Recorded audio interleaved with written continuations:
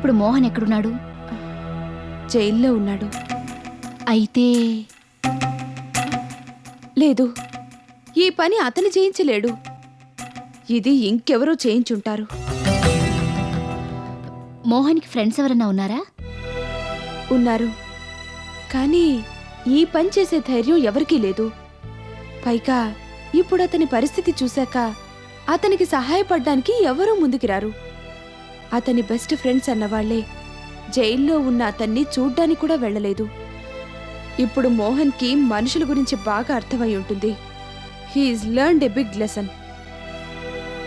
దిక్కు మొక్కు లేక జైల్లో ఒంటరిగా ఉంటున్నాడు. మేమెవ్వరం చూడటానికి కూడా వెళ్ళలేదు. He's totally depressed and down. ఈ పరిస్థితుల్లో అతనిదంతా చేయించలేడు. ఇంత జరిగా కూడా అతనిలా ఎలా చేయగలడు? నిజమే, కానీ సుప్రతీకి మీద అతను పెంచుకున్నంత పగ, ద్వేషం ఇంకెవరూ పెంచుకోలేదు. ఇంతగా ప్లాన్ చేసి సుప్రతీక పెళ్లి చెడగొట్టాలని చూశారంటే అది ఎవరై ఉంటారో అన్నది అర్థం కావడం లేదు. నేను దాని గురించే ఆలోచిస్తున్నాను. నాకు ఏమీ అంతుపట్టడం లేదు. సుప్రతీక పరిస్థితి చూసి తట్టుకోలేకపోతున్నాను. కానీ ఏమీ చేయలేని పరిస్థితి. ఇంకో డాక్టర్తో పరీక్ష చేయించుదాం, విషయం తేలిపోతుందని సుప్రతీకి నచ్చజెప్పాను. ఏమంది? నేనెక్కడికి రాను, ఏ పరీక్షలు చేయించుకోను, నన్ను నేను అవమానించుకోలేను, నా సంగతి నాకు బాగా తెలుసు, ఇదంతా ఓ పెద్ద కుట్ర, ఎటువంటి పరీక్షలు చేయాల్సిన అవసరం లేదు, ఎవరిని నమ్మాలో ఎవరిని నమ్మకూడదో అర్థం కావడం లేదు, దయచేసి నన్ను ఒంటరిగా వదిలేయమని బాధపడుతూ చెప్పింది. అసలు ఆ టాపిక్ డిస్కస్ చేయడమే తనకిష్టం ఉన్నట్టుగా లేదు. తన పరిస్థితుల్లో ఎవరున్నా అలాగే చేస్తారు కదా. నాకు ఆ డాక్టర్ మీదే అనుమానంగా ఉంది. కావాలనే పకడ్బందీగా ఇదంతా చేయించినట్టుంది. ఆవిడెప్పటినుంచో సుప్రతీక వాళ్ళ ఫ్యామిలీకి తెలుసట. ఆవిడ ఇలాంటి పని ఎందుకు చేస్తుంది? మధ్యలో ఇంకెవరన్నా ఏమన్నా చేశారేమో. ఏమో, అయ్యుండొచ్చు. ఎనీవే, నేనొకసారి ఆవిడ్ని కలుస్తాను.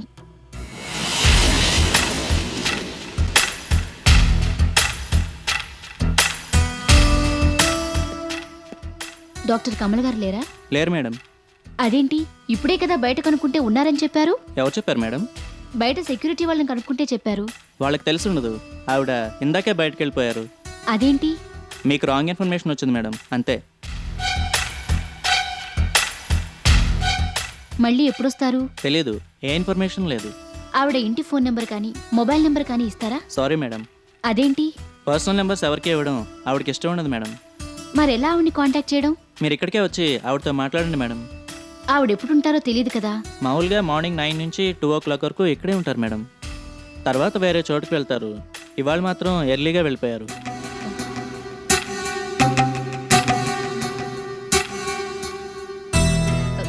పోనీ నేను ఆవిడ కోసం వచ్చి వెళ్ళానని మెసేజ్ పాస్ ఆన్ చేస్తారా? నా పేరు సన్నుత. ఓ ముఖ్యమైన విషయం గురించి ఆవిడతో మాట్లాడడానికి వచ్చాను. మీరు ఆ మెసేజ్ని ఆవిడ రూమ్ దగ్గరే వదలొచ్చు మేడం.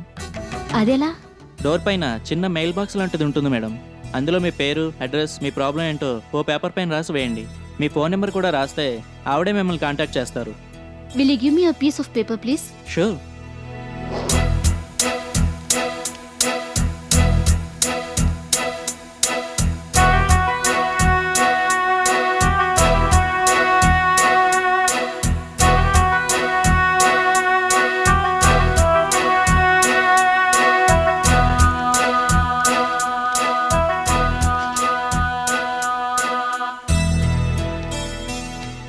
Thank you.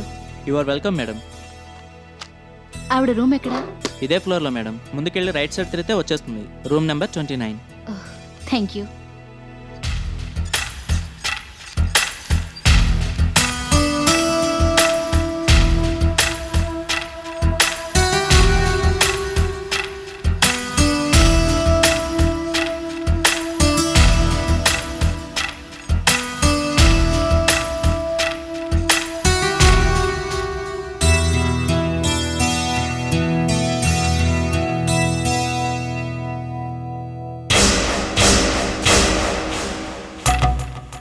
ఇదేంటి, తలుపు తీసే ఉంది? బయటికెళ్ళిందని చెప్పారు.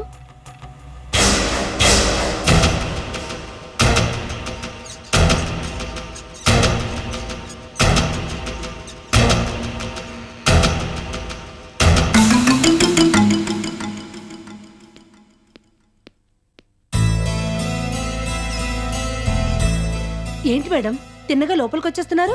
మీకు అపాయింట్మెంట్ ఉందా? అది నేను డాక్టర్ కమల గారికి ఈ మెసేజ్ పాస్ చేయాలి. కమల్ గారా? అవును. లేరు లేరు కదా మేడం, ఊరెళ్ళిపోయారు. 4 రోజులైంది. ఊరెళ్ళారా? అవును మేడం, 4 రోజులైంది. ఇప్పుడు రారు. ఎప్పుడొస్తారో కూడా తెలీదు. మీరు మీరు బయటికి వెళ్ళండి ప్లీజ్.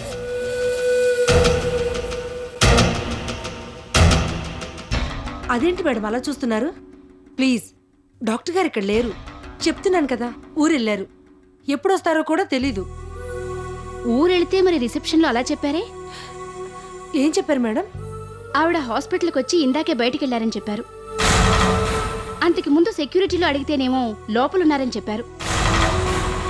నాకంతా కన్ఫ్యూజింగ్గా ఉంది.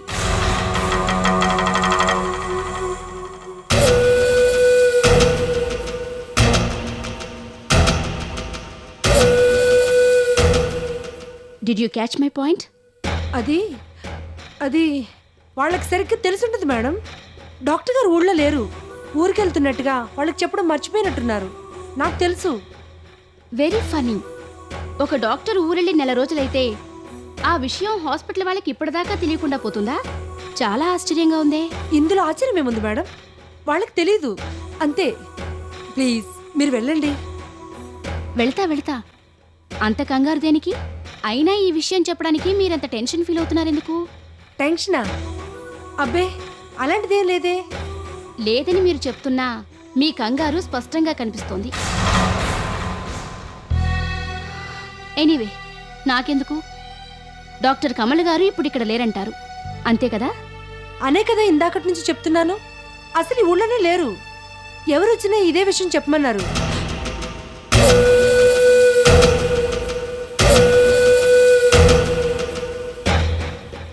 ఎవరొచ్చినా ఇదే విషయం చెప్పమన్నారా? అదే మేడం, ఊరెళ్ళక ముందు అలా చెప్పారు. ఎవరైనా నా కోసం వస్తే అలా చెప్పమన్నారు. అదన్నమాట.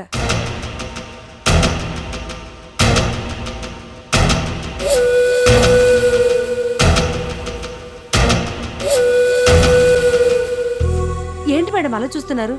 నేను చెప్పేది నిజం. ప్లీజ్, నాకు డ్యూటీ టైం అయిపోయింది. ఇఫ్ యూ డోంట్ మైండ్ మీరు వెళ్తే గనక నేను రూమ్ లాక్ చేసుకుంటాను. అలాగే, వెళ్తాను. I will not waste your time. కాకపోతే ఇంకొక చిన్న డౌట్. ఏంటది? డాక్టర్ గారు ఊళ్ళో లేనప్పుడు ఈ రూమ్ ఎందుకు తెరిచినట్టు?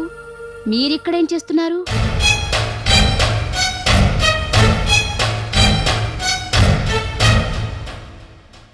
మిమ్మల్నే అడిగేది, సమాధానం చెప్పరే? అది భలేవాళ్ళ మేడం, అలా అడుగుతారేంటి? ఆవిడ అదే డాక్టర్ గారు ఊళ్ళో లేనంత మాత్రాన రూమ్ తెరవకూడదని ఏముంది? ఒకసారి క్లీన్ చేద్దామని రూమ్ తెరిచాను. ఇప్పుడు లాక్ చేసి బయటకు వెళ్ళబోతున్నాను, అంతే. ఓకే, నేను ఇంకా ఇక్కడే ఉండి మిమ్మల్ని మరింత ఇబ్బంది పెట్టను, కానీ వెళ్ళొస్తాను. డాక్టర్ కమల గారికి చెప్పండి. అదే, ఆవిడ ఊరు నుంచి తిరిగొచ్చాక చెప్పండి నేను ఆవిడ కోసం వచ్చానని. నా పేరు సన్నుత. నా వివరాలు ఇందులో రాశాను. ఓకే మేడం, అలాగే బయట మెయిల్ బాక్స్లో పెడతాను.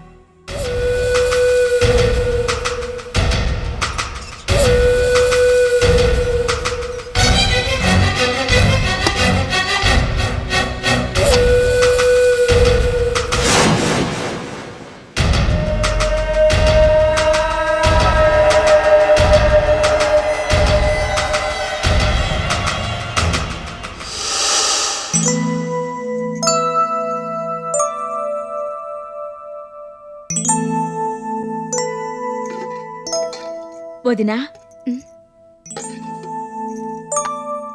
ఏంటి? నీతో ఓ ముఖ్యమైన విషయం గురించి మాట్లాడాలి. ప్లీజ్ అలా ఓసారి హాల్లోకి వస్తావా? దేని గురించి? చెప్తా కదా, నువ్వురా. ఇప్పుడేనా? అవును, ఇప్పుడే మాట్లాడాలి.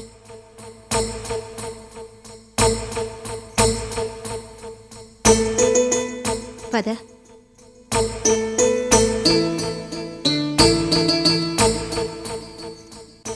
ఒక నిమిషం కూర్చో.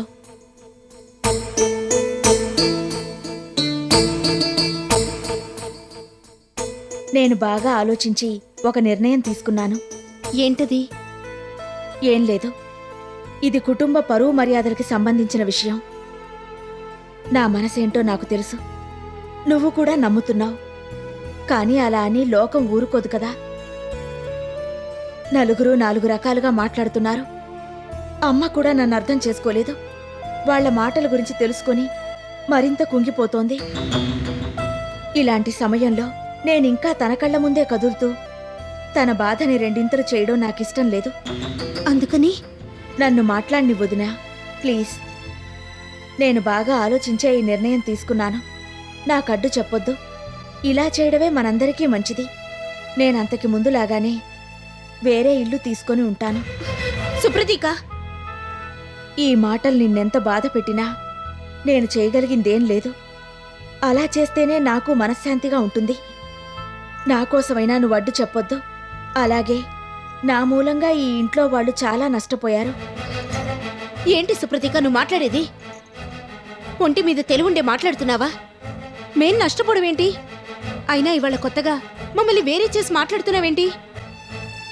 ఇవాళ కొత్తగా చేసేదేముంది? ఎప్పుడైతే పెళ్లి చేసుకుని ఇక్కడి నుంచి వెళ్ళిపోయానో అప్పుడే నాకు ఈ ఇంటితో సంబంధాలన్నీ తెగిపోయినట్టయింది. అయినా రకరకాల కారణాల వల్ల నేనింకా ఈ ఇంటినే పట్టుకుని వేలాడుతున్నాను. నా మూలంగా మిమ్మల్ని అందరినీ ఇబ్బంది పెడుతున్నాను. నేనెక్కడో ఉంటే చచ్చానని ఒక ఏడుపు ఏడ్చి అమ్మ ఊరుకొంటుంది. నేను రోజూ కళ్ల ముందు కనపడుతుంటే ఈ అపనిందలన్నీ విని భరించలేక నానా ఇబ్బంది పడుతుంది. అది నేను చూడలేకపోతున్నాను. అందుకని నా తృప్తి కోసం నేను వేరే ఉండాలనుకుంటున్నాను. సుప్రతీక, నేను చెప్పేది ప్లీజ్, నేను చెప్పేది పూర్తిగా విను. వేరేగా ఉండటమే కాదు, నాన్న నా పేరు మీద రాసిన పొలాన్ని నీకు అన్నయ్యకి రాసిచ్చేసి వెళ్దామనుకుంటున్నాను. ఏంటి సుప్రతీక ఇది? ఏమీ నీకు? అసలు ఇలా ఎందుకు ఆలోచిస్తున్నావు? నేను నిన్నెప్పుడన్నా బాధ పెట్టానా? నువ్విలా చేస్తే నా మీద కోపంతో చేసినట్టే. నాకు తెలుసు నువ్విలా అంటావని. నువ్విలా మాట్లాడితేనైనా నా నిర్ణయం మార్చుకుంటానని నీ ఆశ.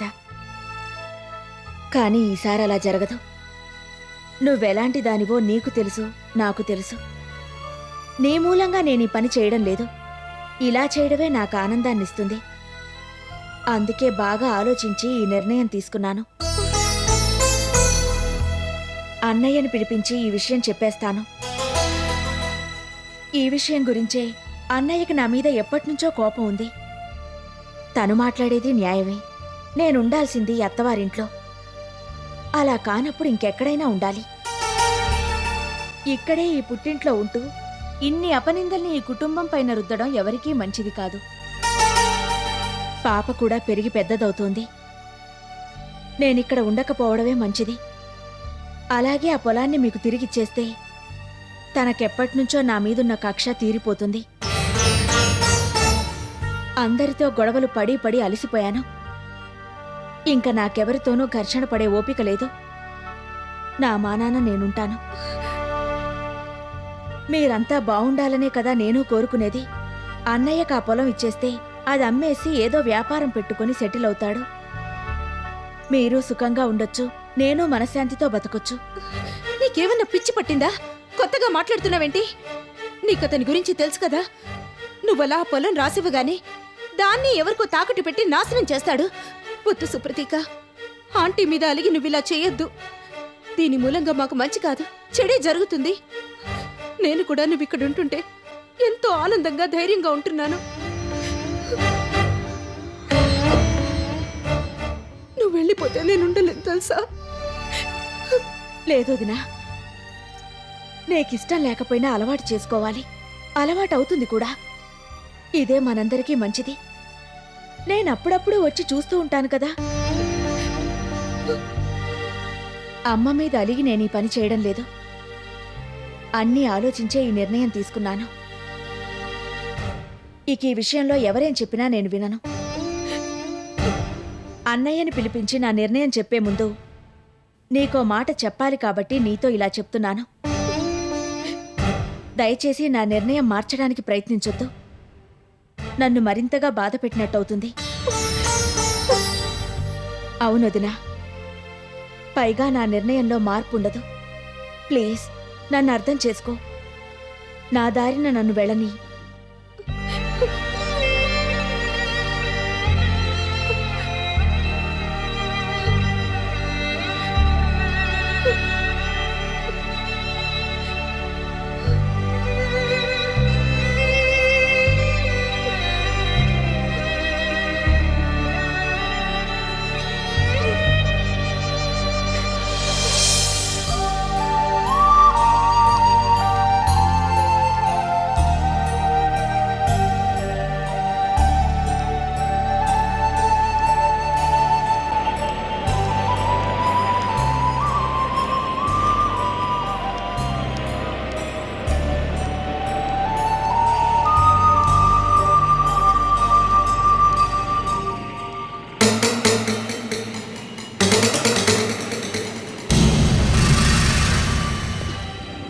అన్నయ్య అన్నయ్య నేనే. ఏంటి అలా చూస్తున్నా? నీతో ఓ ముఖ్యమైన విషయం గురించి మాట్లాడాలి. ప్లీజ్ ఓసారి ఇంటికి రా. ఏంటి అలా చూస్తున్నా?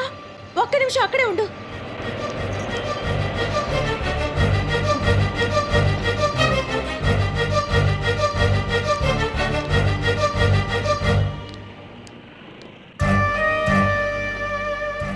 నీకు నా మొహం చూడాలని అనిపించడం లేదు కదూ? నాకు తెలుసు, నిజమే. ఇప్పుడు నేను నీతో ఆర్గ్యూ చేయడానికి రాలేదు. నా మీద పడ్డ నింద గురించి నువ్వు వినే ఉంటావు. నా మూలంగా మీరెవరూ ఇబ్బంది పడకూడదని ఓ ముఖ్యమైన నిర్ణయం తీసుకొని నీతో చెప్దామనుకుంటున్నాను. నిన్నెక్కడ కలవాలో అర్థం కాక అయోమయంలో పడ్డాను.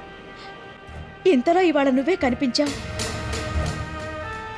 ఒక్క నిమిషం నేను చెప్పేది విను. నేను జీవితంలో చాలా దెబ్బలు తిన్నాను. బాగా అలసిపోయాను. ఎక్కడైనా ఒంటరిగా మనశ్శాంతితో బతకాలని నాకు అనిపిస్తోంది. అందుకే నువ్వెప్పటినుంచో కోరుకుంటున్నట్టుగానే మీ ఇంటిని వదిలి దూరంగా వెళ్ళిపోతున్నాను. నమ్మకం కలగడం లేదా? వదిన్తో అన్ని విషయాలు మాట్లాడాను. ఓసారి ఇంటికి రా, మిగతా వివరాలన్నీ తెలుస్తాయి. జరిగిందేదో జరిగింది. నాన్నగారు నాకు రాసిచ్చిన పొలం నీకు తిరిగి ఇచ్చేద్దామనుకుంటున్నాను.